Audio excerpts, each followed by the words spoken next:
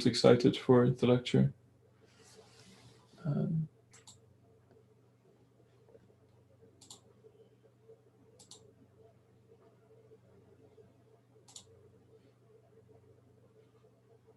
All right. Welcome everyone to SIB-Groningen, the Dutch United Nations Student Association. I'm glad so many people decided to join us in the live stream call itself, and that so many of you are also hopefully watching through our live streams. If you are joining this lecture, I hope you share our interest in matters such as open science. I'm certain as students that you've all possibly had to use these kinds of tools in order to be able to write your papers as you wished.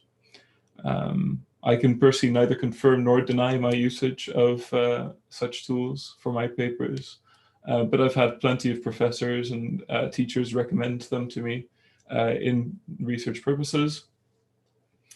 But open science doesn't only extend to Sci-Hub and such matters. And today our speaker will be joining us to explain a bit about these things. Before we begin, I just want to remind you all that this is an interactive lecture. So Gareth O'Neill will be joining us shortly in giving a little talk. But throughout the lecture, we would greatly appreciate it if you have any questions, just ask them on the spot. If you don't want to ask them in person, you can send them to me or to anyone else on the board, preferably to me, and I will ask them for you. Now, without further ado, let me hand over the words to Nina Valentini, a member of our introduction committee, who will introduce today's topic with a bit more detail and introduce our speaker of today. So, Nina?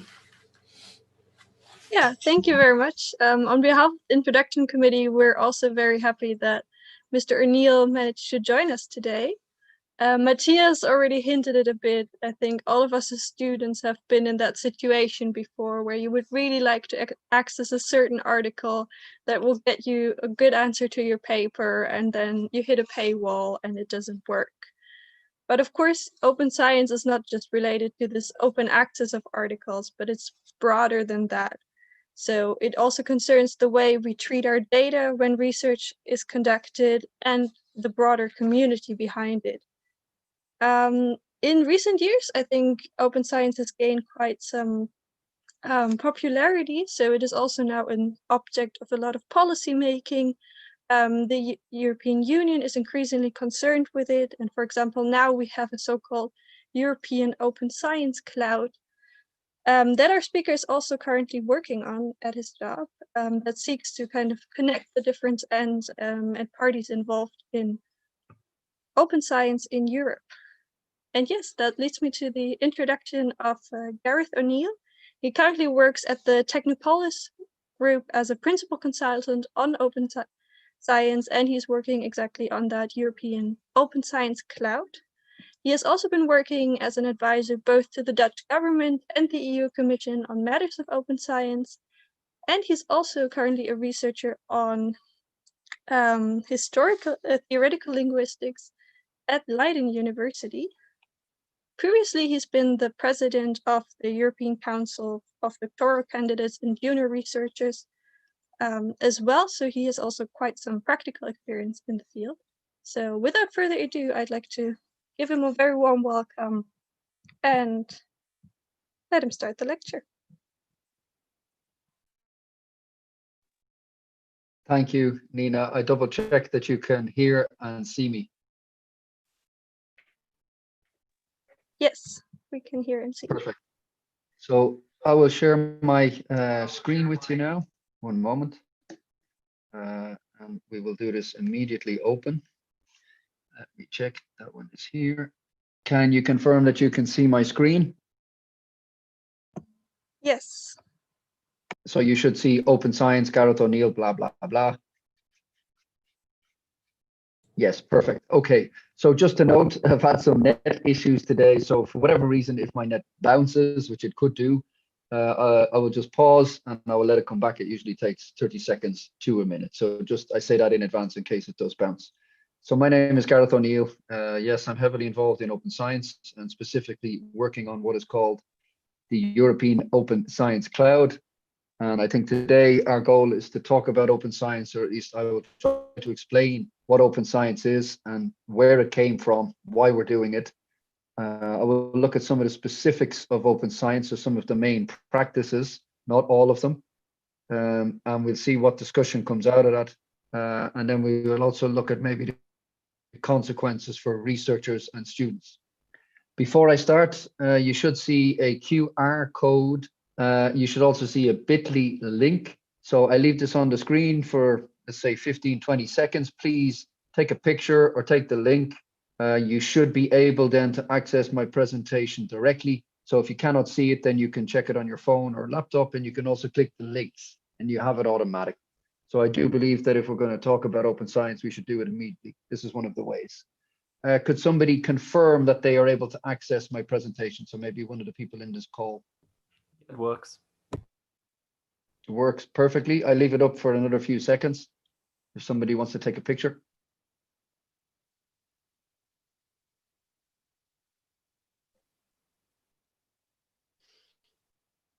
Okay, and then I shall go. I will assume people have taken a picture, and I'll probably put the link in chat before the end of the call, or maybe one of you wants to do that. So what is open science? Let me start from the high level, let's say. So just to note, we've been doing open science for centuries. We have been sharing our research for centuries, for a long time, in different ways. We've been sharing them through manuscripts. Academics from the 16th century definitely onwards, were sharing letters amongst each other, sharing manuscripts, communicating with each other. This led to the rise of the journal article, where we would exchange letters, we would exchange our thoughts on our research. And only recently can I say that open science, or rather science itself, became a bit more closed again. And the movement Open Science is attempting to reopen or open up the whole research process. And I'll come to that. In any case, open science became a major issue for Europe and for the member states of Europe around 2016, when the Commissioner for Research and Innovation, Carlos Moedas, took over and launched what he called the 3 O's. So open innovation, open science, open to the world. And this was a specific view of open science that the Commission took, and seen these so-called 3 O's as interlinked. So the first one, open innovation. This was about industry, about creating, let's say, new products, creating new services, and involving many more stakeholders in this process. So not just companies, but pulling in the universities, pulling in the public sector, pulling in citizens, jumbling it up and trying to get us to move forward scientifically, technologically, and commercially as Europe. This, however, needed to be facilitated, and the way to facilitate this was what they envisioned as open science. So this was essentially creating new tools, new technologies to help us collaborate with each other and to help us share not only our research, but our research outputs much more efficiently and easily, so that we could drive innovation and move forward. And open to the world was more of a moral standpoint, in my view, where this was not just to be a European endeavor, that we were to start this in Europe amongst ourselves, we were to open up to the rest of the world, and we were to open up our research and open up our results to the rest of the world. What we know from the COVID-19 pandemic over the last many months is that we need to open up our research ASAP if we are to halt this pandemic. And we see now a lot of major initiatives to open up, in any case, research publications, and also to an extent research data, so that we can try and tackle this pandemic.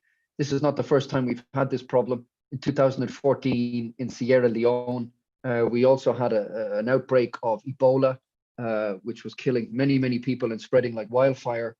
And to combat this at the time, the nations, well, Sierra Leone itself, but also in contact with international organizations and member states around them, started opening up all of their data to everybody so they could try and coordinate everything and bring it together and try and find out where the virus was spreading, how it was spreading, and how they could combat this as quickly as possible.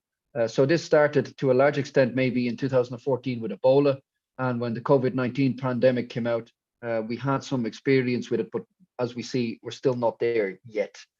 So I move on to what actually is open science, and the reality is that if you ask 10 different people, you'll get 10 different answers. This is my summary of what the major practices are in open science. Most people will identify open science with what is called open access, so opening up access to research publications. This is also what Matthias and Nina were referring to. The next one is what's called open data. I specifically would make a distinction between open and fair data. I'll come back to that. But this is essentially about opening up your research data, whether through the project, at the end of the project, or maybe after the project. We have what's called open education. This is where teachers, for instance, may share materials with other teachers, or teachers may share materials with students. For instance, I have opened up this presentation with all of you, and I've opened it up to anybody who wants to use it. I've used a specific license, which I'll come back to. So in a way, this is a form of open education, but you could think along of teacher notes or student notes, course materials, even books and so forth. Open evaluation, this is much more focused on the researchers and what they do. And types of open evaluation are, for instance, what we call open peer review, so how you review articles in an open manner, or for instance, what are called alternate or alt metrics, that instead of looking just at citations, we start looking at other usage metrics of publications. For instance, how many people viewed it, how many people downloaded it. Open licensing, this refers to how you license your publication or software, or for instance, data. There are many different types of licenses. The most common ones for publications are what are called Creative Commons license. I have one up here, I'll come back to that. We have the next practice called open methodology. This is a broad one, but you can think along the lines of what is called pre-registration. This is where I let people know in advance what I'm going to do before I do it, so that when I do it and I get outputs, I can't change it to make it look like I was always aiming to do something. So in a way, this is setting out in advance what you plan on doing, and regardless of the outcome, you follow that path. This is a problem because we know people cherry pick results and sometimes adjust the research outputs, their research publications, depending on the results and not depending on what they set out to actually do. Another form of this, which is sometimes seen as extreme, is what's called open notebook or open lab book. This is where you may open up your actual notes live in the lab so people can see what you're doing as you do it. That can be problematic. There have been cases where people have opened up their lab notes and then they have been scooped, meaning other people have looked in at what they're doing, taken their data, and then actually published before the people who did it published. And this is a problem, which I think we should address if we have discussion later. Two last ones here that I would look at are what are called open source. This refers to open software or hardware, and in a way is the start, in many cases, of the open science movement. Open hardware refers to, for instance, blueprints. Think along the lines of the colliders, particle colliders that we could have. These blueprints may be opened up to the public or may be opened up to other people, depending on who they are. And we have open software. So this is opening up your research code, so other people can see what you were doing in your research, how you actually tackled your research, or maybe just support code helping the research. But in any case, you open it up so people can run it, test it, check it, even build upon it. The final one is what's called citizen science. I prefer maybe the word citizen engagement. And this is essentially pulling citizens in to research or sending stuff out to citizens and trying to engage them more in the research process. Why should we do this? Well, in most cases for publicly funded research, they're paying for it. So they have a right, let's say, to profit from it. I'm going to move forward. These are just to give you an example of some of the main practices of open science. Now, why should we bother to do any of this? I mean, we're all busy, we're all doing science in general. Well, the core idea here, I guess, is sharing is caring. It's a moral standpoint. But aside from that, as a researcher or as a student, doing open science opens up access to your research. For instance, I've opened up this presentation. I've done this many times, and typically I will get comments back. People will contact me and ask me what I'm doing, and I end up collaborating with people on projects or even research. So it opens up access, it opens up or increases rather the discoverability of what you're doing. Could be your paper, your data, your code, or just a presentation like this, or your lectures. It increases the impact of your research if people know how to find it and then can use it. Then of course they'll cite you and build upon what you're doing. And we know this from research that material that is opened in this manner gets a lot more citations, is used more, is deployed more. It helps what is called reproducibility or replication. So if I open up my research data, then people can check what I'm doing, and they can check to see that my publication actually meets my research methodology and meets the data. There's a famous case in the Netherlands, which has also sparked open science in the Netherlands, by a professor called Diederik Stapel, who was caught frauding, having frauded much of his research. I believe over 50 of his publications, many in top journals, had to be pulled. His PhD students caught him being fraudulent, called him out on it, and as a result, his position was removed from the university. And as I said, 50 of his publications were pulled from research journals. And in a terrible case, I think some of his PhD students lost their PhDs because it was based on fraudulent data. And how he got away with this was he was essentially making data up, cooking the books, as we say, cherry picking. And when people pushed for the data, he constantly avoided it, didn't respond, told them it would come. And they never, in many cases, got hold of the actual data. Of course, if they had it, they would have seen it was fraudulent. And because of his high status, because he was so popular, and because people wanted to believe in his research, for instance, the more you eat chocolate, the more of a psychopath you are, things like this, which, you know, caught headlines. He was allowed to fraud, and it's a disgrace really in academia. And had his research been open, had his methodology been open, had his data been open, we would have been able to see immediately that what saying was not true. So this helps reproducibility, and it keeps science on the right path, let's say. On top of that, it's also good for those who have limited resources. So you can imagine researchers or students who, for instance, do not have access to a library or a good library. They can't afford to pay for articles. So by opening this up, they also automatically get access to publications. It also goes for organizations, institutions, or even countries outside of Europe in lesser fortunate areas who may not have access to data. For instance, again, if we think of Ebola in Sierra Leone, by opening up our data, by opening up our instrumentation, by providing access to what we're doing, then these institutions or even governments can gain access to what we're doing. They don't have to pay for it in many cases, and we can help them develop their own research and address the societal challenges that they're facing. Again, think of COVID-19, where we're all sharing this data, we're all sharing what we're doing. Those that can afford to pay, in a way, help those who cannot afford to pay, and together we move forward and try to address this. It's supposed to speed up innovation. That means that if we're opening everything up, then we're making things move quicker. I don't know. Some of you may have comments on that. And maybe just something for me to make very, very clear. When I say open, I do not mean a dichotomy of open versus closed. It is never that simple. So what we have is perhaps two dimensions. Things can be opened in a spectrum of, let's say, open versus closed. So there's a whole level of gradation there on that spectrum on how much you open something. For instance, research data. You may not open the entire data set. You may not open the entire versioning of the data. And the second thing is when you open it. It is not always the case that you need to open something immediately. So again, you have a spectrum. There could be a delay from the moment you, let's say, make your research or collect data, right down to the end of a project and even beyond where you may open it. So these two timelines are to what extent you open and when you open. And that's crucial. And we use a word, or rather a slogan for this, and that is as open as possible, as closed as necessary. There are many reasons to be closed. I'll come back to them, I guess, during the call. One of them, for instance, is when universities collaborate with industry or companies. They have different sets of rules, different people paying, and then you have to find, let's say, a middle ground of how open you can be and when you can open this. And just to note, you may never open something. For instance, private data, sensitive data, military data, intelligence data, national security data, biomedical data, in many cases, much of this will never be opened. That does not mean it's not accessible to an extent, and I will come back to that, but it just means that things do not always need to be open. So you need to build a case on why it should be closed, and you start, let's say, with the being as open as possible. Okay, I'm going to skip into open access.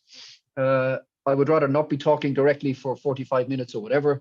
So those of you in this call, if you have questions, shoot, put them in the chat. Matthias and Nina will moderate them. Feel free to interrupt me. That goes for during the whole lecture and also at the discussion point. Also for those listening live, if you have questions, pass them on and we will address them as we go. So rather than wait till the end, if you have questions that you feel you want to ask on a specific topic, ask them. Okay, a nice article for many of you to read is this one by, and that image is a bit stretched, this one by Buriani.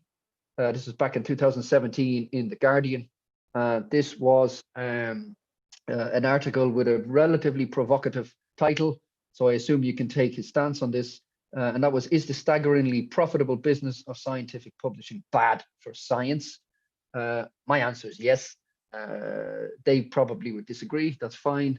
But in any case, do read it, it's a long read. And essentially what this is about is how the academic publishing industry has been outsourced and now to a large extent taken over, and we could question to what extent influenced by major commercial publishers. There are approximately 6 commercial publishers who run the entire show. I can name them, I have no problem with this. This is Elsevier, this is Springer Nature, this is Wiley, this is Taylor and Francis, this is Sage Publishing, and this is a non-profit organization called the American Chemical Society. These 6 own a huge chunk of the market, if not the majority of the market, and they make phenomenal profits on this. And what they do with that, those profits is a question mark. To give you an example and to maybe put this on a certain level, when we think of standard profits for a company, anywhere, let's say between, I don't know, 10 and 15, maybe even 20% is considered very high. Let's say 10 to 15% is considered good profit. If we look at Google, maybe Amazon, Facebook, their profit margins are somewhere between 20 to maybe 30%, and that's considered phenomenally good. If we look at the profit margins of some of the major publishers, for instance, Elsevier, they have a profit of around 35 to 40%, if not higher. Why do they have that profit? Well, I'll come back to that, but a crucial part of this is that most of the work is done by scientists, paid by the public, and then outsourced for the publishing to these commercial publishers or non-commercial publishers. They're not always commercial, by the way. So to give you an idea of how this works, let me try to show you the difference between what's called closed versus open access. So let's make a simple dichotomy. Science as it stands right now is predominantly a closed access model. That means in most cases, somebody pays to read an article. It may not be, for instance, the student or the researcher, but you're guaranteed in most cases somebody's paying. And that's typically the taxpayer. So how this works, generally speaking, and this is what's called the library model or the subscription model, a university library, which has a budget, contacts a publisher and makes an agreement with a publisher to get access to a number of academic journals. And that's typically in agreement with what that university feels is needed for their researchers and students. And then they typically sign a deal. In many cases, that deal is secret. You don't know what's being paid. And then what happens is that university gains access to those journals. So how that looks for, let's say, you as a student, you log into your student account and then you go to the university portal and you look for an article, and then an article will come up. And typically, if your university has a good selection of journals and pays a lot of money, they will have access to that article. Now, you may actually sometimes press it, and what happens is you hit what's called a paywall. Now, that applies when your university does not have an agreement with a specific journal. And in many cases, that will apply, or for all cases, that will apply to those students and researchers who do not have access to a research library. So I'm thinking of, for instance, external researchers. In that case, they will click an article, they get a paywall, and typically what will come up is you need to pay $25 or $100, or in some case, several $100s to gain access to this one PDF. If you don't pay, you don't get access. Now, we do know there's ways around that. I'll come back to that. But in any case, this subscription model means a university typically pays, that money is coming from the university budget, that money is coming from the government, which comes from the taxpayer. So the taxpayer is paying for this university to get access to these selection of journals so that you as students and researchers can gain access and read. That's what we call the subscription model, and that's where the word paywall comes in. Let's say there is a very provocative video, it's linked there, Paywall, the movie by Jason Smith. You should have a look at it. It's a bit biased, but it is interesting to watch, and it does give the history of this. Now, opposite to this closed subscription model, we have what's called the open access model. And this is a bit more complicated. It's again not black and white of just opening something up or not, paying or not. We'll come to that in a moment. But in any case, the idea here is that it is free to read research publication, whether you're a member of a library or not, whether you're a researcher, student, or even person of the general public. You have access to a research publication. That does not mean that somebody does not pay for that. It just means that the reader does not pay. There can be many different models behind how access is paid. I come back to that again in a moment. And how this works is there are typically two major ways for this to happen. Either research article, which typically will be put together in versions. So how this basically works is an article is written, it is submitted to a journal. The editors will look at this, decide if it fits the journal or not. If so, it's sent to review. It gets reviewed, it goes back to the researcher, and then they have to basically take the review comments into account in most cases, and then they send it back. So there's typically several versions. Now, one form of open access, which I'll come to, is where you put this version into an institutional repository. But another form, and the more, let's say, the better form, is where the final version of the article is basically fully opened immediately online and you can gain access. So you don't have to go through an institutional repository, and you do not have to gain access to an earlier version or a non-final version of the article. So these are these two models, let's say. On the one hand, you have the subscription model. On the other hand, you have this open access model. And this is now where we stand. These are competing, so to speak. The subscription model is the traditional form. It's the majority of let's say, the models that we have. And on the other hand, you have the open access. Now, to note, of all the journals that we know, probably around 75% of them are open access. So surprisingly, most journals are open access.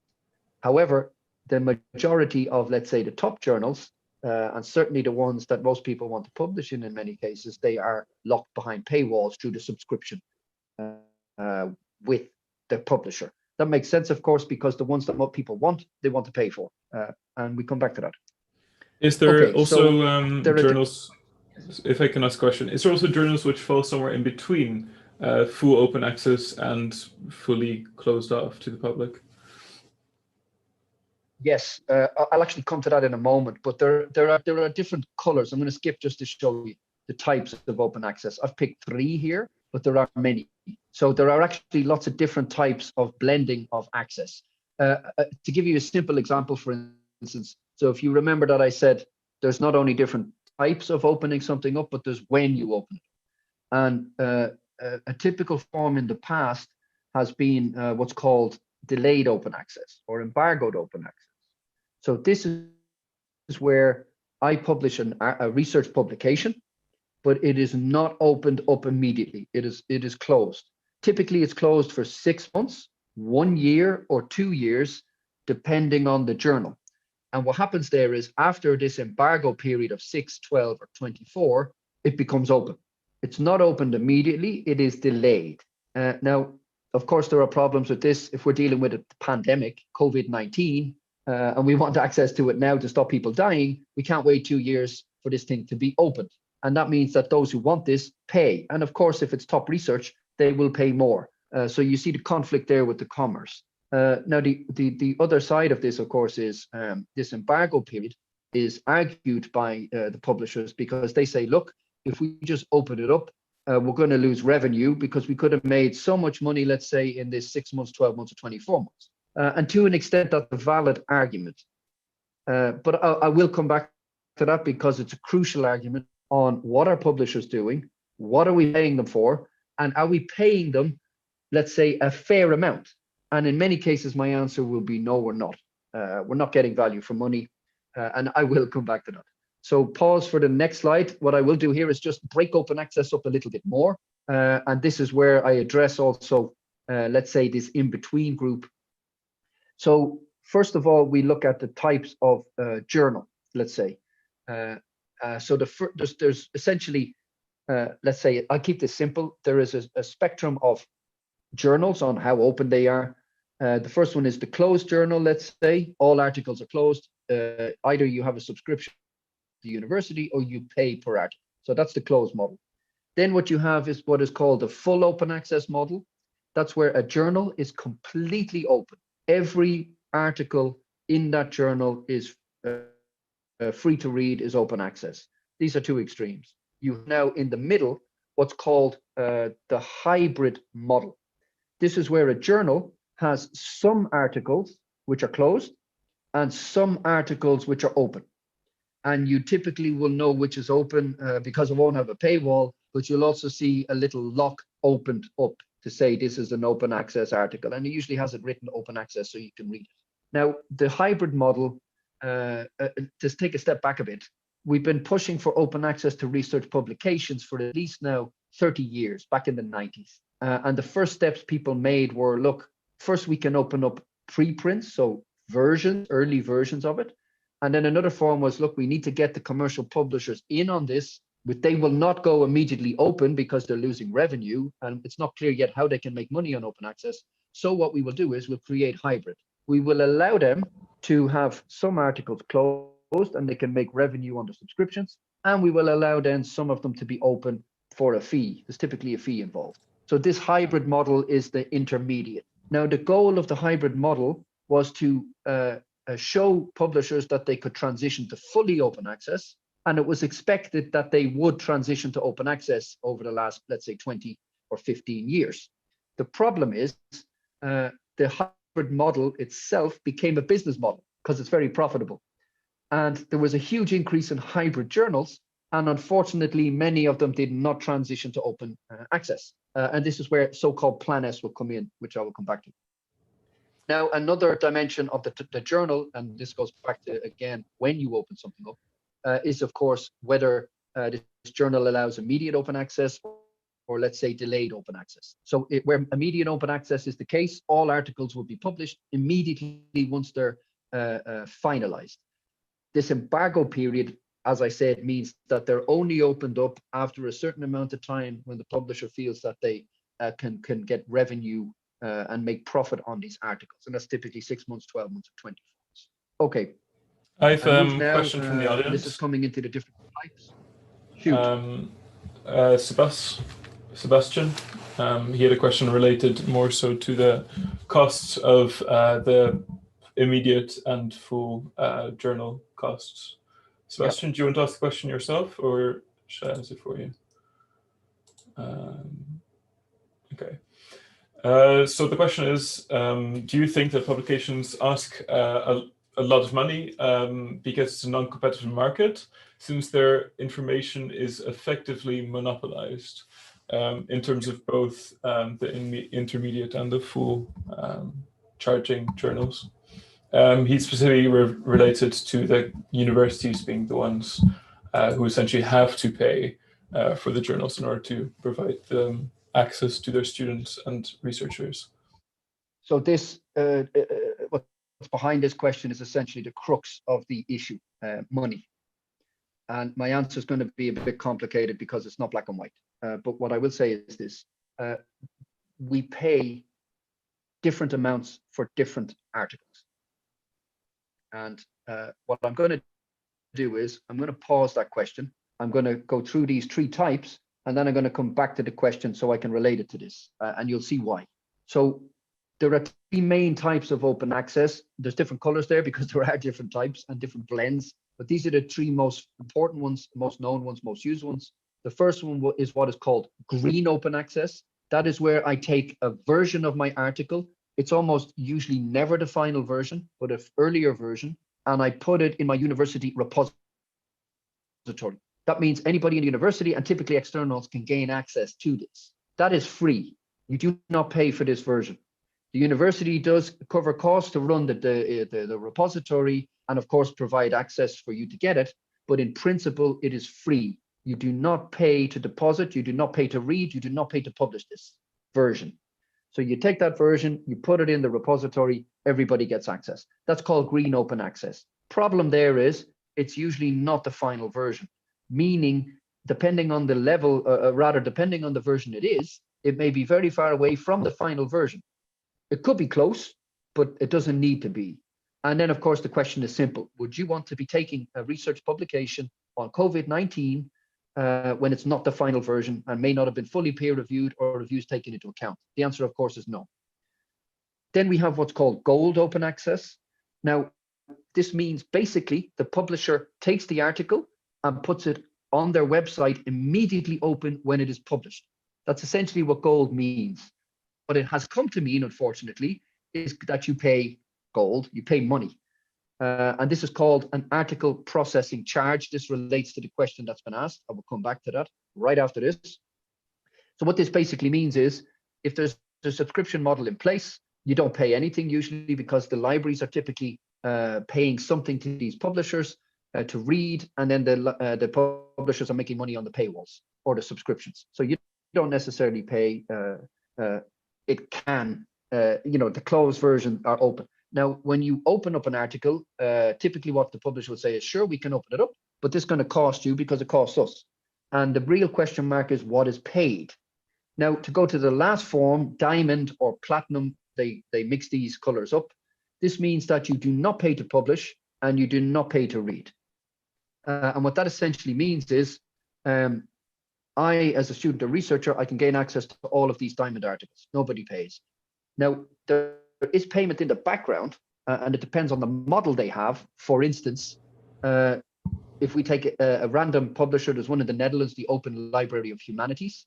They are a diamond publisher. They open up all their articles for free for everybody to read immediately. That is funded, to my knowledge, by the Dutch government and by some institutions. So they pay in the background, and that gives everybody access. But they do not charge you, the student, or me, the researcher, to gain access or to publish. So back to the question, because it basically relates to gold. So how much do we pay per article? Now, there are various levels of payment. So if it's a diamond publication, the answer is 0. And personally, this is what I prefer. I would rather that if we don't have to pay or there are good models in place, then let's do that. Now, however, there is what's called fair open access. That means you pay a fee to open up this article because it costs money, but it's a reasonable fee that somehow matches the cost to publish. And this is typically between 100 euros and, let's say, I always say 750, but let's say 1,000 euros. So let's say 0 to 1,000 per article. Now, usually it is not the researcher that pays. So how this works is if I publish an article in one of these journals and it's accepted, and let's say they say, right, Gareth, it's going to cost 1,000 euros to go open access. I go back to my institution, Leiden University, or my funder, let's say NWO in the Netherlands. They may have an agreement in place, so I don't pay anything. And if they don't, usually the organization will take the cost, assuming it's a reasonable cost. Usually the researcher does not pay in this case, unless they are external, in which case they must pay. And I do know people who individually pay. Now, the next level is where we go from 1,000 up to, let's say, 2,000 or 2,500 rather. And this is where it starts getting expensive. This is typically journals that are high profile, like good journals, where they may get a lot of submissions, which of course cost money, and they want to make money back as a company. So 1,000 to 2,500, it's of course higher. This is not what I would prefer to pay, but there are funders who will pay this. Most will pay this. I know the Austrian funder FWF has a cap at 2,500. So that's where it stops being reasonable for them and they will not pay above this. And then we have the 2,500 plus bracket, which can go up to anything beyond 5,000 euros per article. And these are the Natures, these are the top journals that most of you know, Cell, The Lancet, Nature Communications, and these are charging high APCs, and it's expensive. And of course, If you can't pay, you're not getting published there. Now, just to turn this a bit around, Springer Nature has claimed that all the costs included and the editing and let's say the copy editing work and the reviewing that they need to coordinate and the formatting and finalization of platforms and you name it, they claim that each article they publish costs 10 to 30,000 euros. So that's what they claim. So if we were just to pay them per article, we would have to pay them 10 to 30,000 euros per article. And then there's an extreme of what's called the New England Journal of Medicine, NEJM. These have an extremely high impact factor. I think it's one of the highest, beyond 50. And they charge a certain amount. But if you look at what they are, let's say, take in and what they do and what they publish, it works out around 100 to 250,000 euros per article. So keep that in your mind when we're talking about what is being charged here, why it's being charged, and where that money is going. Now, to come back to what is a reasonable amount, in my personal view, again, I would rather go diamond, but in many cases, what happens is, unfortunately, the higher the impact factor of prestige of a journal, almost logically, in some cases, consistently, the higher the APC. So you can almost always predict that if it's a high prestige, high impact factor journal, it will have a high APC. And in many cases, that is the case. My window is typically between 0, diamond, and up to 1,500 euros. Beyond 1,500 euros, I just cannot morally justify a taxpayer paying to publish a research article. Actually, my level is fair to 750, but if it's a really top journal and they do a lot of good work and so forth, maybe we go up to 1,500, but that would be my personal window. Now, let me pull it back to what we're paying for and what we're doing. Just to check, Matthias, did you have another question? Yeah, I did actually, from the audience. It's slightly related to APCs, particularly regarding the pre-registration of articles. Yep. So this question is from Bart in the audience.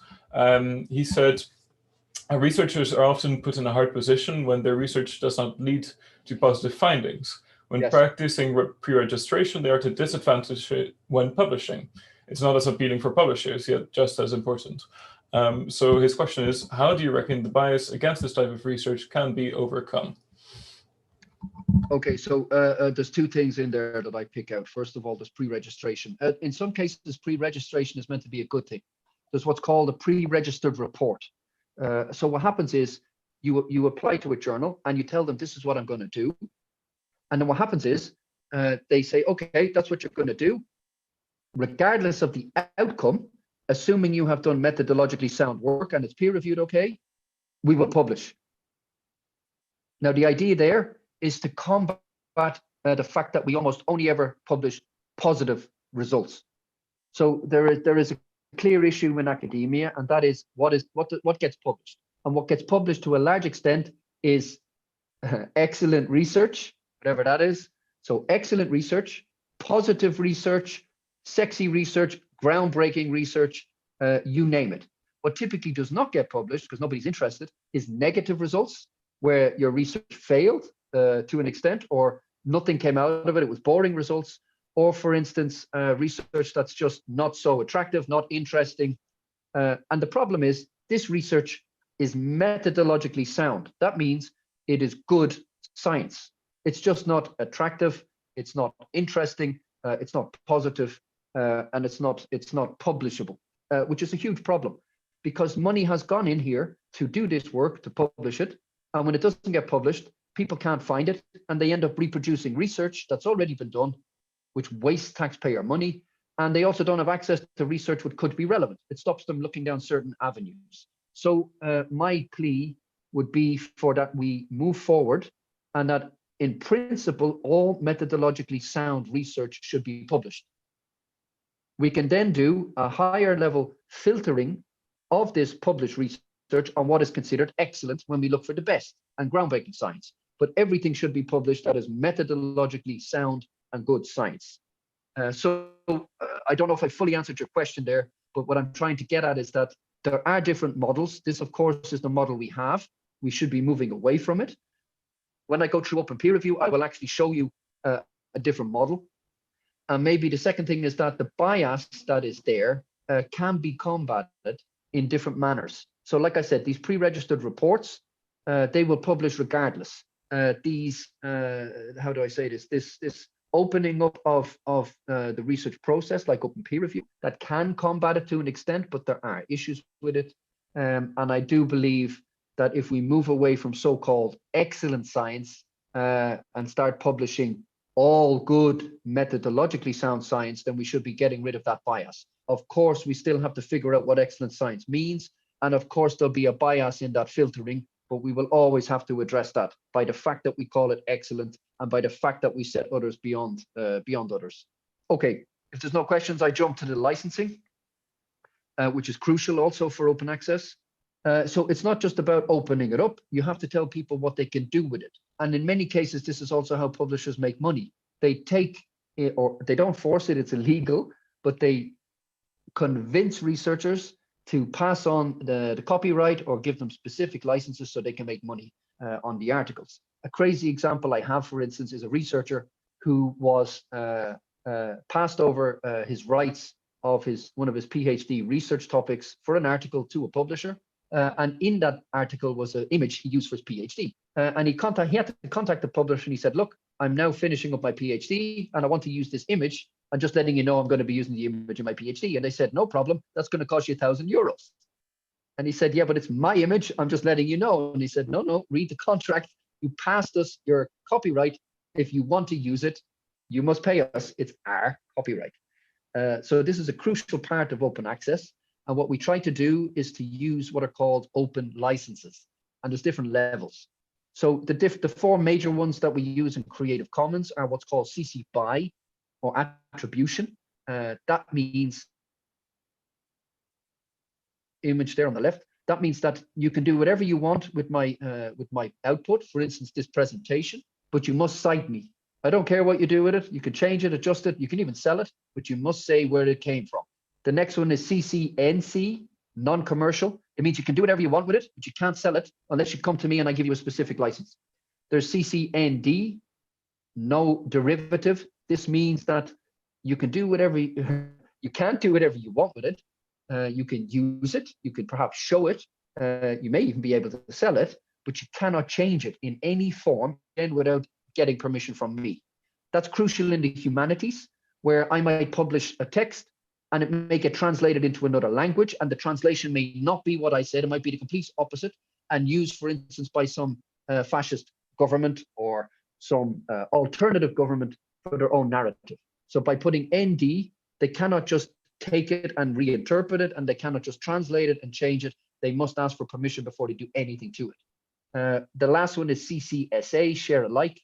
This is what's called copy left or a viral license. That means whichever combination of these things I pick from my publication or presentation, you must do it accordingly. So if you change it, I've allowed you to change it and you change it, you must use the licenses I did as well, so that you can keep the chain of control all the way down.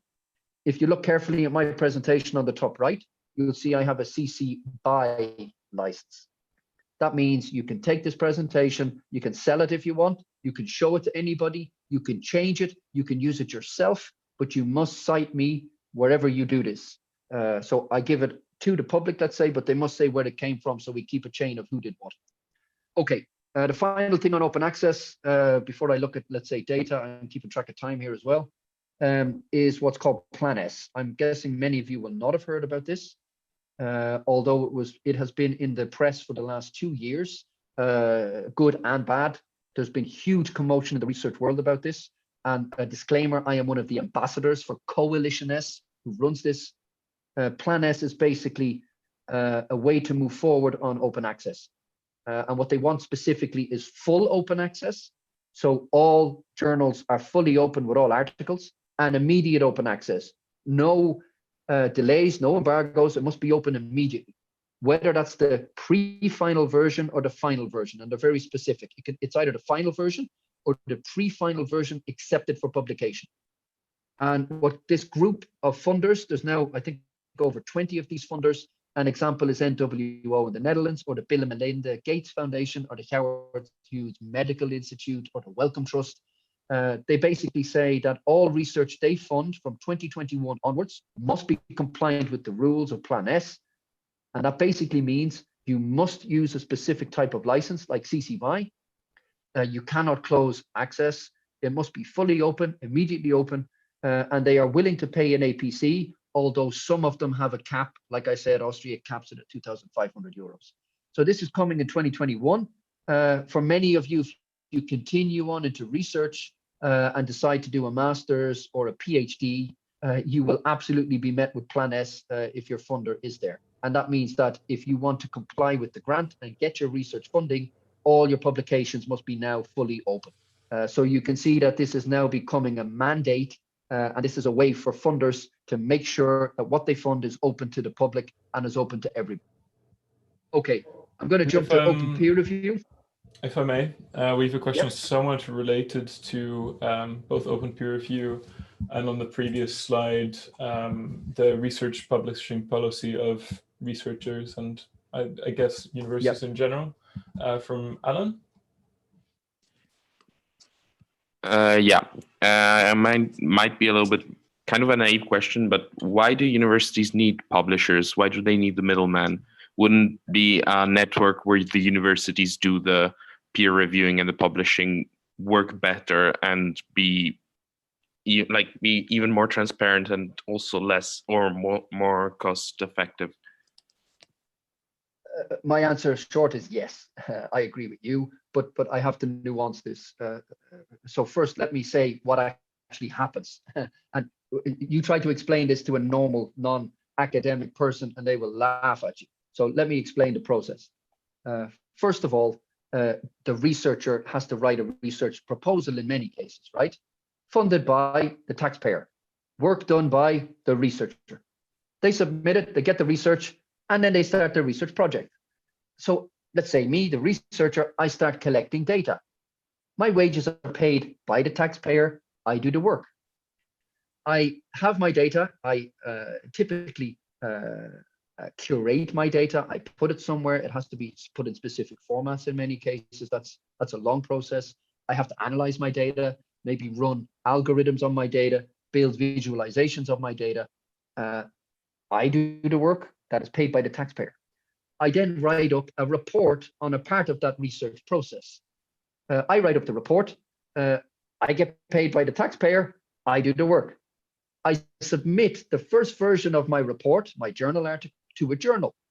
That goes to an editor, which in most cases is a researcher, paid, non-paid. In most cases, they're non-paid. Some are, but most of them are not.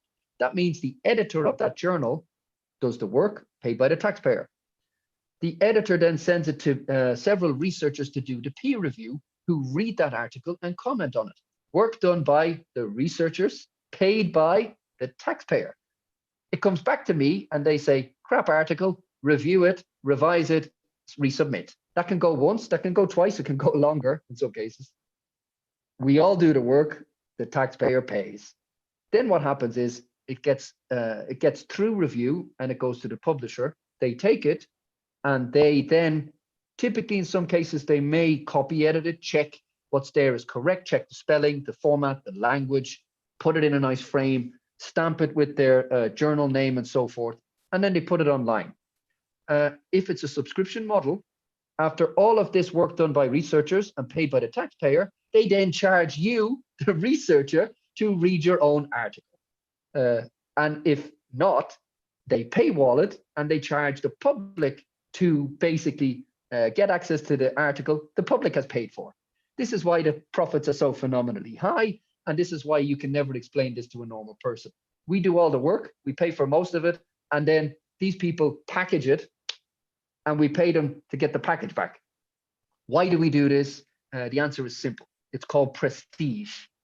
So originally, and do read that article I showed you earlier, originally what happened is around the 1960s, I think, or 70s, a gentleman called Robert Maxwell, the famous publisher, realized that academic journals were always going to increase because science was becoming huge, and we were always going to divide into disciplines as we developed more research and got more data.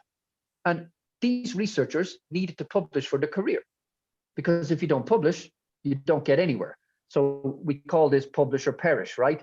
If you do not publish, you do not get a job. If you do not publish in the top journal, you do not get a good job. So what we publish, how much we publish, and where we publish is directly linked to our career, how much money we get, where we end up working, and the level we get, how high we climb. And in the 60s, 70s, Maxwell realized this is a moneymaker, and he started creating journals, and he understood that to get researchers to publish, they had to pull in a top editorial team. Because when I publish, I want to publish where my peers review and my mentors review and people I look up to. So once the editorial teams were set in place, researchers started coming there. And then what happened was, at a certain point, we developed what's called the impact factor, or journal impact factor, or whatever it's called in some cases. And this was originally a metric for libraries to understand what is a popular journal that I need to buy for my researchers, because they had limited budgets and they couldn't buy everything. It was too expensive. And unfortunately, what has happened is the impact factor is not a popularity contest, but it has become a proxy for excellence.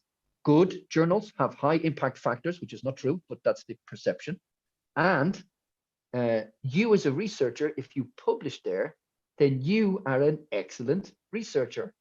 To give an example, I have a friend who was a good researcher, and they got one publication in Nature, one, and from that publication, and was immediately offered a top professor position in Austria, became a member of the academy, and has been, how shall I say, doing extremely well.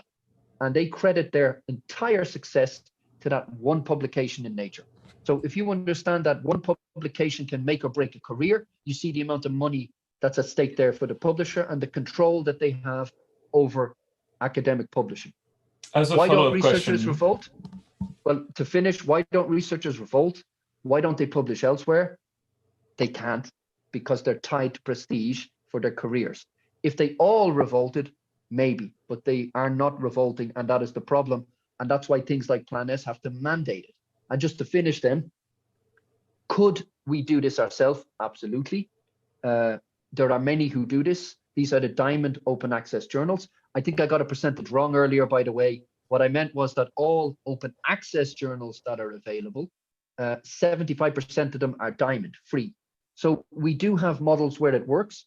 The problem is, in some cases, these commercial and non-commercial publishers, the big ones, they have control of the market, they have control of prestige, they have control of the impact factor, and in some cases they do a good job.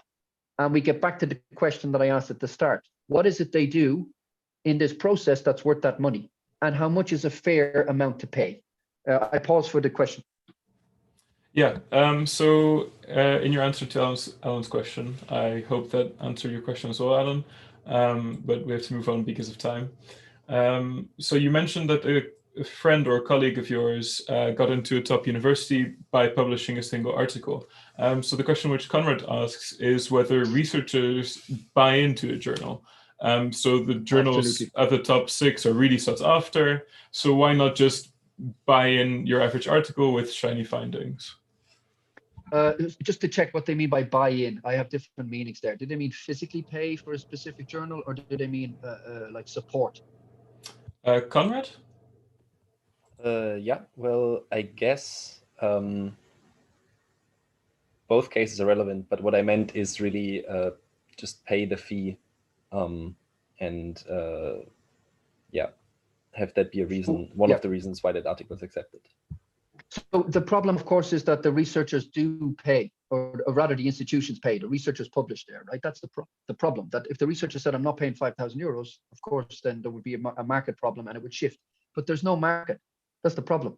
You don't have a choice. You must publish in Nature or the top for your career. And how it typically works is most researchers will aim at Nature. Just because you pay doesn't mean you get in, right? You still have to have top research.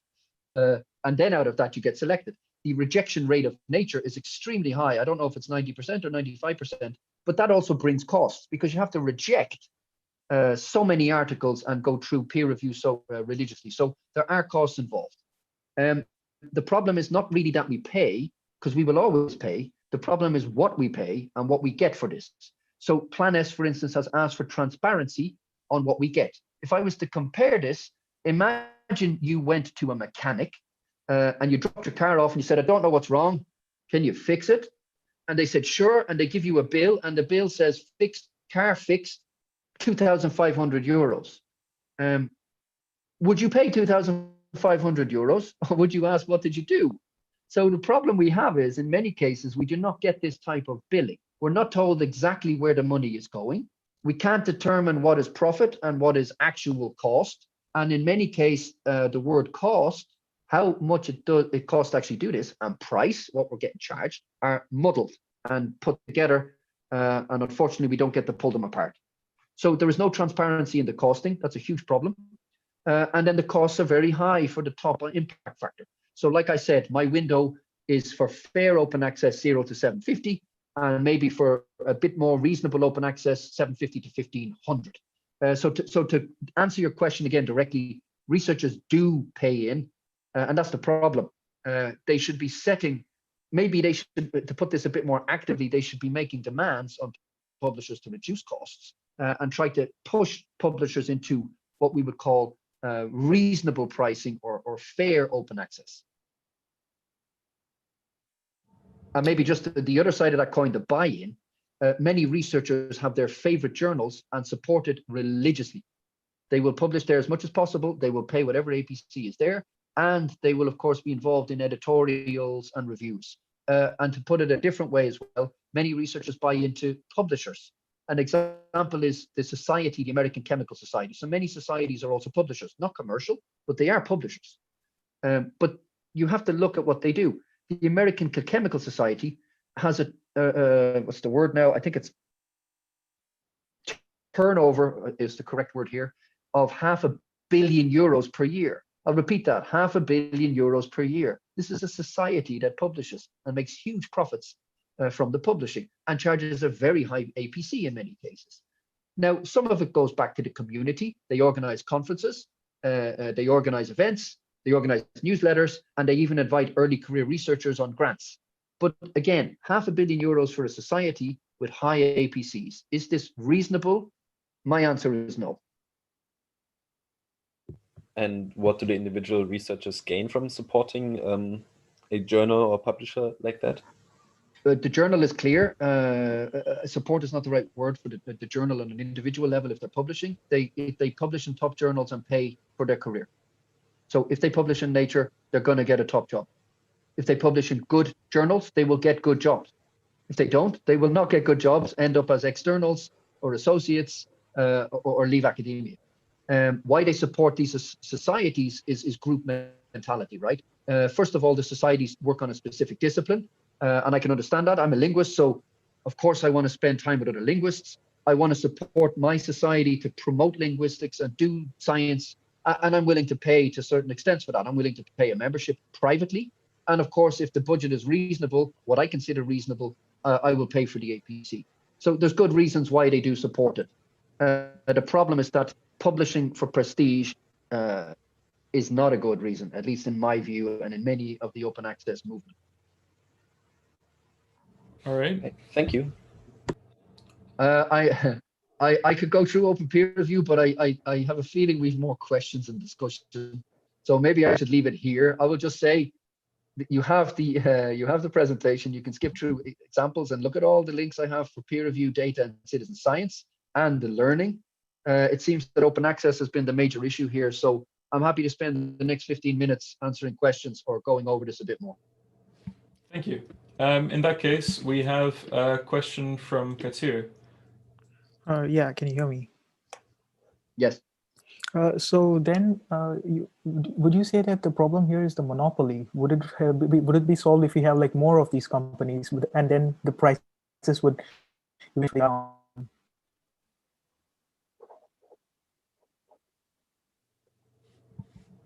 I think you may have broke off, but I heard. If the question. I can rephrase his question, he also sent it to me. Do you want me to repeat it? Yes, go please. for it. Yeah, so my question was, would you then say that the problem here is the monopoly, instead of like having like 6 big publishing houses, as like having all these, like we're getting all the money, would it then solve it if we have many more of these publishing houses, and then eventually the costs come down because of competition? So we have many publishing houses, but it's correct what you say. The problem is they have the monopoly of the market, these 6 or 5, the top 5 topics. Yes, that's not the problem, but it is a huge problem because essentially there's no real market, because each journal is so specific. You essentially go to a specific journal, right? So you need to publish there. As a theoretical linguist who works, let's say, on a specific framework, I only have a couple of journals who actually are interested in what I do. If they happen to charge a lot of money, I don't have much choices, right? So that's a problem. But the second problem is, of course, it's not really about the monopoly, it's about how they have the monopoly. And that is essentially this impact factor and the control over journals with high impact factor.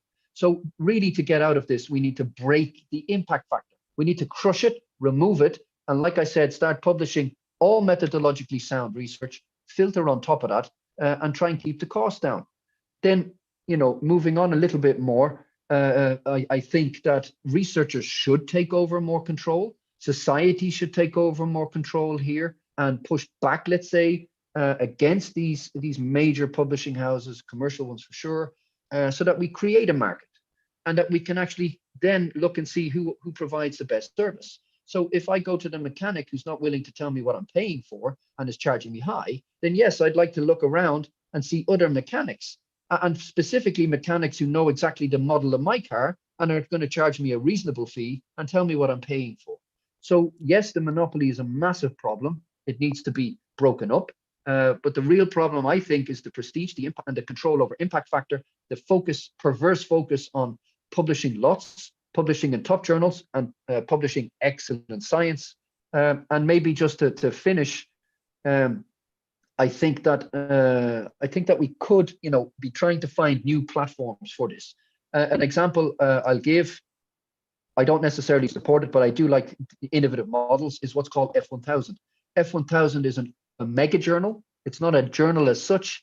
It publishes all articles that are methodologically sound. They must all go through open peer review. They don't have necessarily impact factor, but they do get citation rates, views, and downloads. So from this, we have a totally different model of openness, where we don't, let's say, review, then publish. It's published, then review, where the model to publish is reasonable. I know the cost for this. They're typically around €1,000. That's reasonable per article. And it's an open model, and it's a, let's say, a more reasonable model, but it's not the only one. And I would like to see a lot of these new innovative models and publishing houses spring up and push back against the commercial publishers. But again, I don't think it's just about the publishers. I think the researchers themselves have to take a stand, moral stand, and start pushing for openness and reasonable pricing. What do you mean by publish and then review? How does that make sense? So the typical model we have is you review and then you publish, right? In other words, you typically only ever see the article when it's published. But this model of F1000, you publish your preprint. So my first draft, I publish online. It's not a final version. It's basically a version, a draft. If you but then it's like close to useless, right? No, it's a preprint. It's fully citable and it's peer reviewed online and open.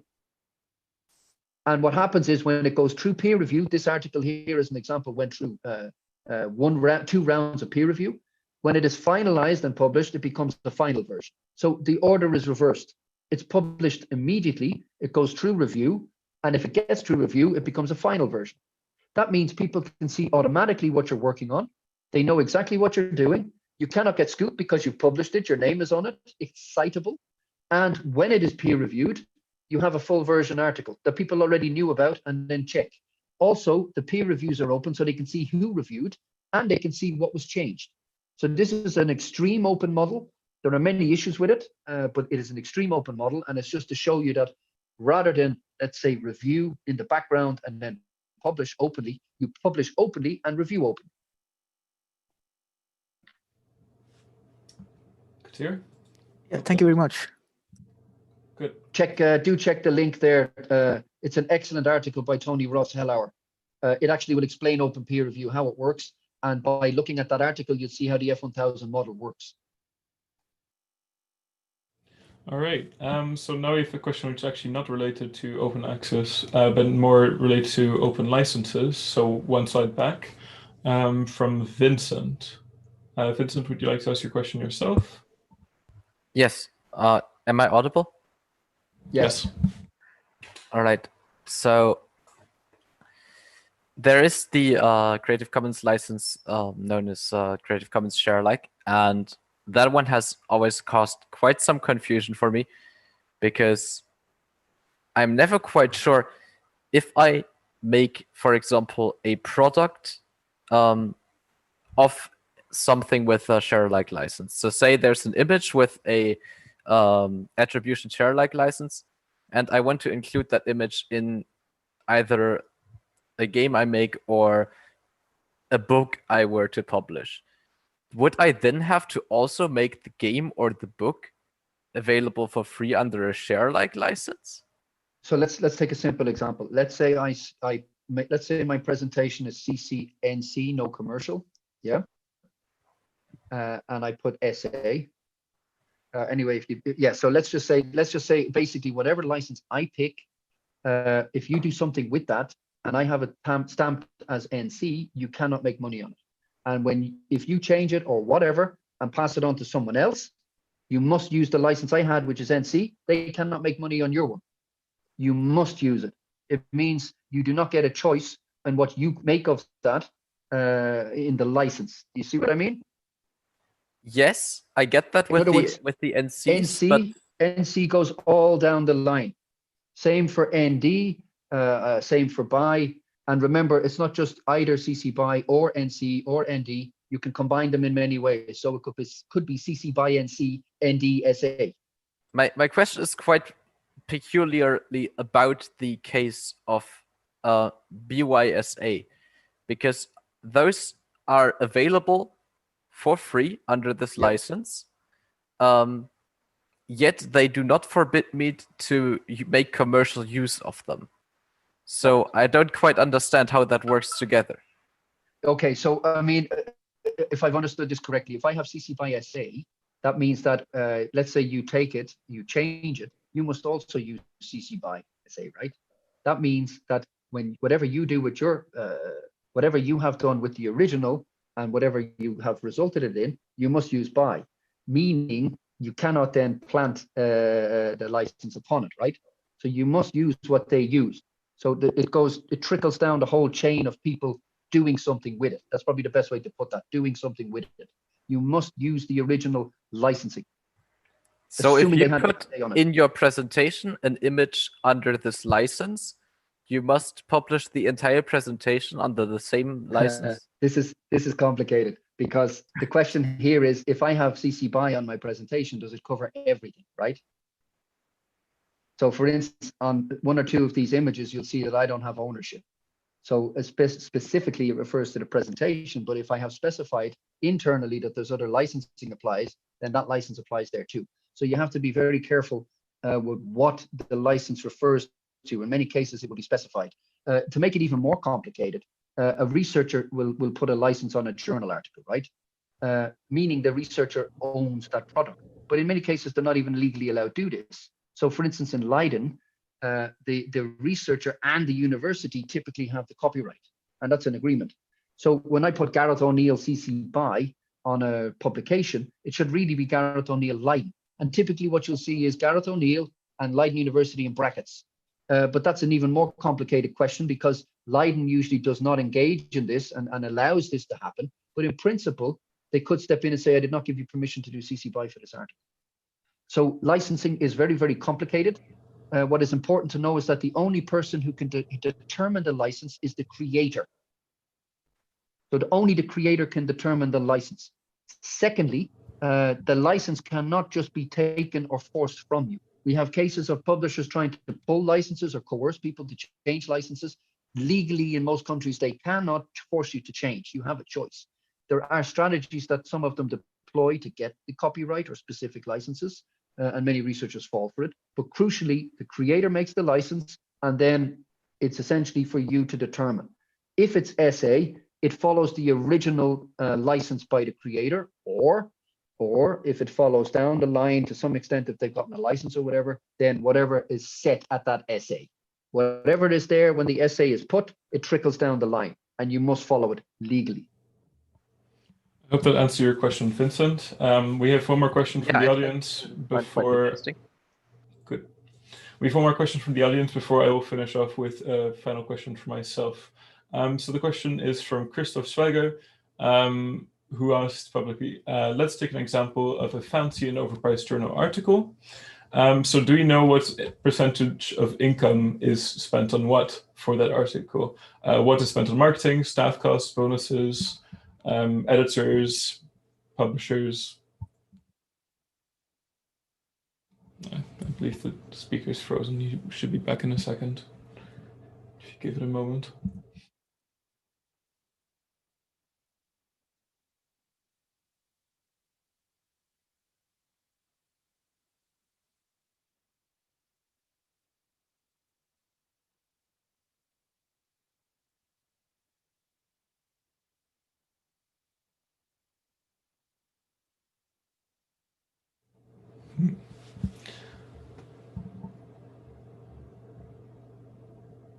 The struggles of having an online lecture. Oh well. Hopefully you will rejoin us shortly. I'll re-ask the final question, and I think we'll have to leave it at that. Apologies, I think the net bounced there. I am back. Can you hear me okay? Yes, we can. Okay, and I think the question was, how much do we spend on publishing? Is that correct? Not quite. It's how a journal divides its money. So where does the money go to within a journal? So the problem is we don't know. That comes down to the transparency, right? Now, that said, we do have a rough idea based on the people who are open, the publishers, but they're totally different business models. There is a publisher, for instance, called Copernicus Publishing, and they're completely transparent in their costs. And the costs are reasonable. So this is, for instance, they obviously need to have an office, right? So operating costs, they need an office. They need to employ people.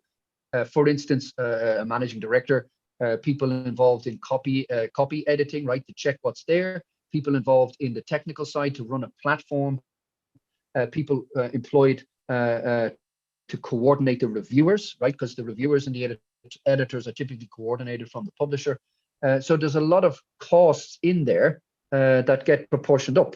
And then, of course, they have to put profit on top of this. And in some cases, their profit margins may be 10%. It could even be 20-odd%. It depends on the type of publisher.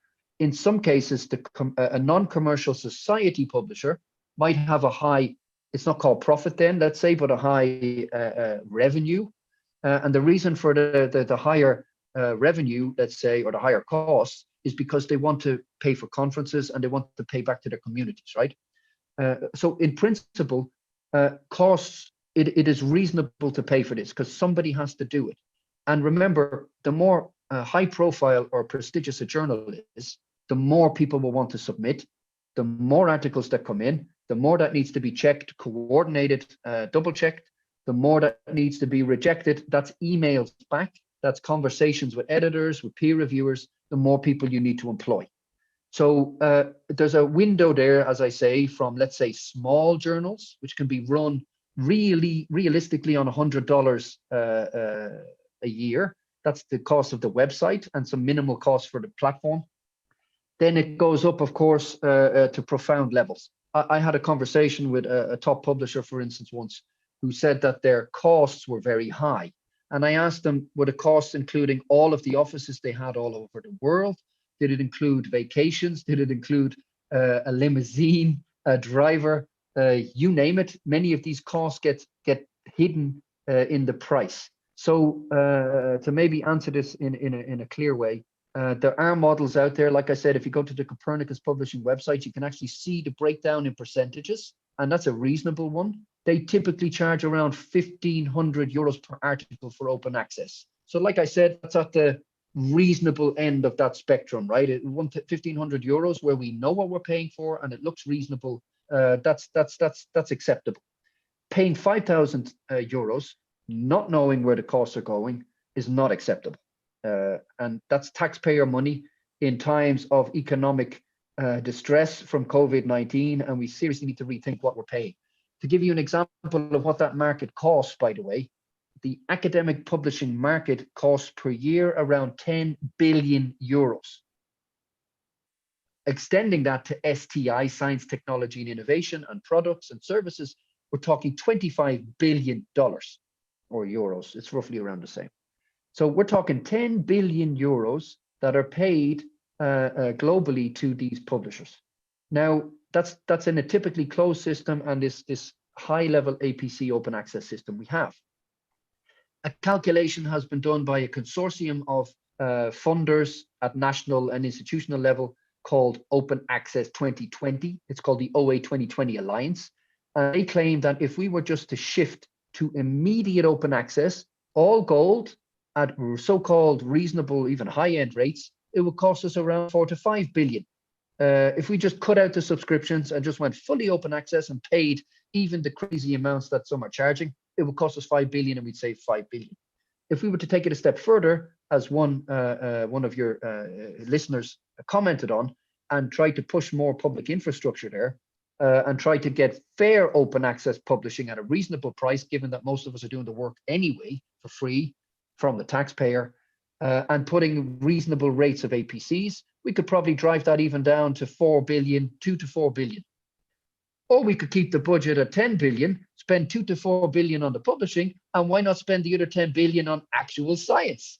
Why? Again, because the prestige and the top level journals are controlled by specific publishers who are earning good money on this. And it is, unfortunately, unless we break this impact factor and the prestige and the stranglehold over the review process that these journals have, we're going to keep paying this money. We're not just going to keep paying it, by the way. It's going to increase. It's been increasing extortionately and improportionately for years. Okay. I hope that answered your question, Christoph. Now, if you have the time, I would like to ask one final question, which is from Linda and from me. So Linda's question started off with her discussing that she did a group project writing a paper on transparency in scientific research. In her paper, she considered how aspects of open science could hinder policymakers. For example, increased volume of published research, possibly contradictory research. I would like to add a very real spin to this, which is that on September 14th, an article was published which essentially stated that SARS-CoV-2, COVID-19, developed through laboratory modification rather than natural evolution. This was published by Dr. Yan Limeng, who had left Hong Kong due to disagreements with the Chinese government. It has received 855,000 views, 650,000 downloads. It was reported in the New York Post. However, the following day, it was reported that this article was published by the Rule of Law Society, which is a nonprofit organization linked to Steve Bannon, a former Trump strategist who is now facing felony fraud charges. So Linda's question, and also my question now, is related to this in terms of open science in general. How do you envisage open science working in policy making? And for me, how do you envisage working with popular politics and society in general? Since this has been researched, read by many people who now have this idea that COVID-19 was manufactured in a lab. How do you make sure it's not misrepresented or misunderstood? Let's be clear, the problem has got nothing to do with openness here. That article could have been published in a closed journal and it still would have got 850,000 views. So the problem is not openness. Your problem there is the peer review process and the legitimacy of that publisher. This is a false association which happens very often in open access, partially driven by the publishers who profit from that false image. For instance, open access equals predatory publishing. It's absolute nonsense. Predatory publishers can be open access, in many cases they are. It has nothing to do with open access. Their model is open, so they think they can get more people in. So just to be clear there, it doesn't matter whether that article was open or closed. What matters is what was the journal, what was the legitimacy of the journal, who was the editorial review team, and how do I say this? Was that journal credible, and how was it reviewed? Clearly, that journal or association had conflicts of interest, had bias, It's got nothing to do with the medium. It has to do with the organization, right? So let's be bluntly clear on that. That has nothing to do with openness. So Now, how open science? So despite the proliferation of open science journals, open journals, you'd say that you can still have quality journals with quality reviewing whilst being open.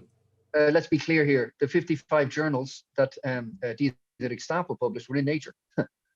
So you explained to me how it got through the review process of such a prestigious high impact factor journal. I've explained how, but it just shows you that impact factor and prestige does not necessarily equal quality. It can even equal fraud, right?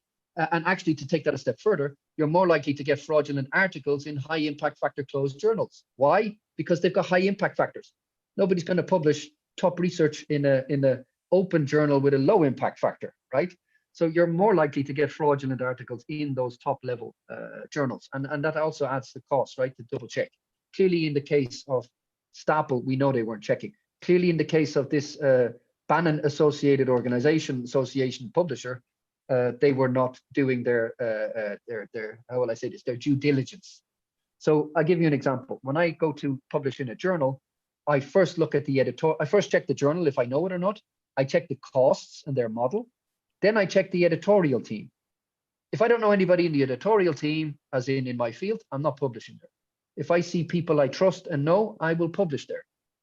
It's called due diligence, right? We should all do it. There is, for instance, something called the DOAJ, the Directory of Open Access Journals. You can go online, just hit DOAJ, you'll get it straight away. And it's a quality check on, is this a real journal? Do they follow certain criteria like open peer review standards? Do they respond to emails? Do we know who the editorial team is, and so forth? And if you are checking a journal and you want to check if it's a real and a good journal, you go straight to DOAJ. I guarantee you that journal does not fit in there.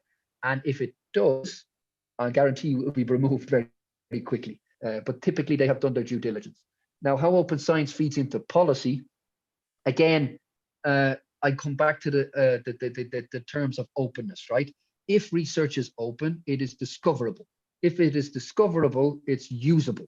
If it's usable and is used, it has impact. So in other words, opening it up will always give you a better connection, let's say, with the policy world. Just that it's open does not immediately give it policy influence, right? You always need to go another route to influence policy, by publishing good articles or interesting articles or relevant articles, for instance, articles that address COVID. And of course, then you have to somehow link with policymakers. So this comes back a bit to what I was talking about with citizen science, right? So pulling citizens in, getting them. So first of all, telling them what I'm doing in an understandable way, pulling them in to see what I'm doing, pulling them in a bit closer to help collect research, for instance, like Galaxy Zoo does, right? They help pick and identify galaxies, types of galaxies, which a computer still cannot do because they're not clever. And we've hundreds of thousands of people doing this, and pulling them in even closer to get them to actually do research and coordinate teams and projects. What does that do? It gets the public involved. It shows them where their money is going, considering we're spending 10 billion a year on publishing, and it gives them trust in science. They see the process, they're involved, they understand. If you can do that somehow with policymakers and pull them in, show them that you're opening up your research according to taxpayer models, you're trying to be open and get your research out there, show them the research, explain what you're doing, of course you can get more policy impact. What we have now, partially because of people like Diederik Stapel, partially because of non-openness, partially because of the crisis in psychology, where we're not able to reproduce or replicate data and research, we've come to a kind of mistrust in science. And sadly, certain governments and certain organizations and individuals, like the one you've just mentioned, by the way, they prey on this mistrust and they use it against each other. So they use it because people don't understand science, unfortunately, and then they put against, for instance, in vaccines, they find research out there that contradicts all the other research on, using vaccines. They find research out there that says, actually the Earth is flat. They find research out there that says, there's no problem here with COVID. And they do this to promote their own political agendas. People don't do due diligence. So, of course, they just believe all these tweets and headlines without actually going deeper into it. This is where science can play a role. I think scientists themselves need to step up more, connect more with the public, show that they are relevant, show that their research is real and has impact, counteract all this rubbish, mistrust, and counteract this abuse of bad science, let's say, and take a stand and get involved in policy. You know, we talk in the Netherlands, and I'm sure other people use it, of the ivory tower. Academics sit in their corners and hide away. That's dead and gone, man. The policy, the ivory tower has been demolished. We're trying to open up now. We're trying to engage society. We're trying to get our research open, and we're trying to influence policy. And we would hope that citizens meet us in the middle, companies come in and meet us in the middle, and policymakers come in and meet us in the middle, so that we all kind of work together on this moving forward and build trust together. Wonderful. I really hope that works out, especially with a large amount of funding coming in for 2021. We'll see what happens. It's going to be a long road. We're talking here, to be honest, just for publications, 5 to 10 years. For data, I pray and hope 10 to maybe 25 years. And just to finish here, the European Open Science Cloud is coming. Data is the new oil, as they say. To give you an example, a major publisher, which I've mentioned, Elsevier, has moved away from publishing.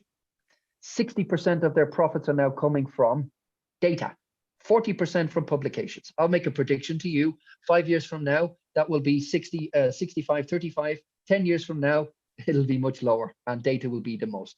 Look carefully at the Elsevier website. It was a publisher. Check and see now on Wikipedia what it says, or even on their own site. What you'll see is Elsevier has become a data analytics company. Not a publisher, a data analytics company. They understand where we are moving. They understand the importance of data. They specifically understand the importance of opened data and interconnected data, and deploying artificial intelligence and smart algorithms on that data to essentially work, build forward, predict, create new science, and create new models for earning money. So keep this in mind. Realistically speaking, we're probably late already with the publications. And right now we're at a transition period of moving to data. And my view and hope and belief is that the academic community will not allow the data publishing to go the way of the academic publishing, but that they will keep control of that themselves. It will stay within the public infrastructure, university or academic environment. Commercial service providers, like for instance Elsevier, will provide services that we need in a transparent manner, in a competitive manner. But crucially, the core, the data will remain controlled, the protocols and standards will remain controlled by the research community, and thus by the taxpayer. And I wish you luck in working for that cause in the future. Thank you. And thank you very much for your lecture. I thoroughly enjoyed it. Thank you. So, good luck with your future lectures. And if you have any comments, you have my Twitter, you have my email. So hit me up. Yeah. All of you host questions we couldn't get into, please do send them on. Sure. And yeah, with that, round of applause. Thank you very much for your lecture. Sorry we couldn't get through the entire thing, but I hope you enjoyed the Q&A nonetheless. I did, no problem. I think open access was too interesting, so that's fine by me. It's one of my pet projects anyway. Of course. Well, with that, I would like to officially end today's lecture. Gareth, if you have somewhere else to be, feel free to leave already. We're just going to make some announcements now. So with that, yeah, thank you all for attending today's lecture again. Thank you again, Gareth, for giving the lecture and answering all those questions. I hope they were to your wishes. Now, just for some events coming up. On Thursday, we have a lecture by Cecilia van Pesky of SIB's Board of Recommendation. She's very experienced diplomat currently working in the field, who has done a lot for public diplomacy. And this will be the first lecture SIB is organizing this month surrounding the theme of 75 years UN.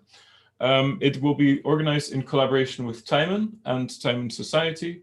So if you'd like to join us then at 7 on Thursday, please just show up at 7, stick around for the lecture, and stick around afterwards for the Timon Society session. So we'll be hosting a simulation of the United Nations. And if you want to try and explore some diplomacy with getting involved with it, interacting, you can join then. And that will just last into the evening, right after the lecture. The following Monday, we have a symposium on climate adaptation coming up with Dr. Per Espen Stoknes and Dr. Sjoerd Groeskamp talking about the social and physical aspects of adapting to future climate science, well, future climate change, really, and just seeing how we will have to adjust for a new normal into the future. And lastly, I'd like to also raise you the next Thursday. It's not Thursday the 15th, but Thursday the 22nd. We'll have a symposium as well on the future of the United Nations with some very high and important speakers. We'll be joined by the former representative of the Netherlands to the United Nations and current ambassador to the UK. And we'll also be joined by a current chief of peacekeeping and peacekeeping office in the United Nations in New York, as well as two prominent academics, one from Leiden, who is the current chair of UN studies in Leiden, and a professor who has a lot of experience with the UN and especially international law when it comes to UN. And so it'll be a very interesting debate, a panel discussion where every speaker will have to give their own views based upon their area of expertise about what the future of the UN will look like. And hereby, I'd like to finally close the lecture. Thank you all again for attending. Stick around and chat if you want to talk about any of the questions which were unanswered, or maybe about the interesting article we mentioned at the end, which Conrad sent some good links for. If not, just hang out, or I'll hope to see you at the next lecture. Thank you. Thank you, everybody. Goodbye. Thank you, Matthias and Nina as well. Thank you so much.